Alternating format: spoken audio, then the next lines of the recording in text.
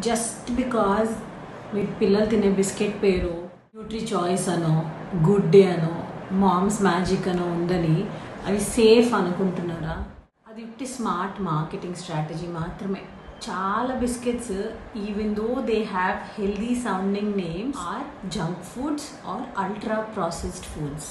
ఒక్కసారి packet flip చేసి label చదివి చూడండి, ఏం కనిపిస్తాయి? రిఫైన్డ్ ఫ్లవర్ ఆర్ మైదా, చాలా రకమైన sugars, preservatives, chemicals, palm oil, అన్ని బిస్కెట్స్లో యూనిఫామ్గా ఇవే ఉంటాయి. No matter what the company claims, అన్ని జంక్ ఫుడే.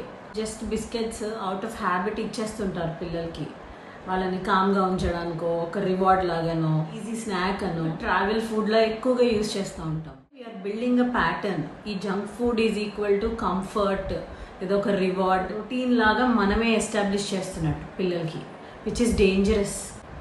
ఒక 5 రూపీస్ బిస్కెట్ ప్యాకెట్ రోజు పొద్దున పాలతో తింటాడు మేడం మా వాడు, లేదా రోజుకి 10 రూపీస్తో బిస్కెట్స్ కొనుక్కుంటాడు అని చెప్తుంటారు. ఒక full 5 rupee biscuit packet finish చేసిన బాబుకి తర్వాత లంచ్కో డిన్నర్కో ఆకలి ఎలా అవుతుంది అనుకుంటారు? It keeps him full for a longer time.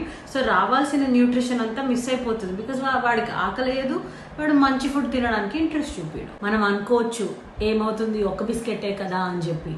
What if it's just never one?